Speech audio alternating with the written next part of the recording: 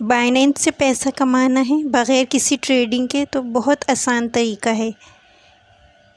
بائنینس holder year drop اب نیا queen آ رہا ہے سیفون کے نام سے۔ آپ نے کرنا کیا ہے کہ ارن کے سیکشن میں جا کر BNB کو اسٹیک کر دینا ہے۔ اچھا، یہ فلیکسیبل میں کرنا ہے، فکس نہیں کرنا آپ نے۔ فلیکسیبل میں آپ کو فائدہ ہوگا۔ ایک تو آپ کو ریوارڈ ملتا رہے گا ڈیلی کا، اور دوسرا بائنینس ہولڈر ایئر ڈراپ کے جتنے بھی ایئر ڈراپ آئیں گے سب کے اندر آپ کی آٹو پارٹیسپیشن ہوتی رہے گی۔ تو آپ نے بائنینس کا اکاؤنٹ بنانا ہے اور اس کی KYC کرنی ہے اور ارننگ اسٹارٹ۔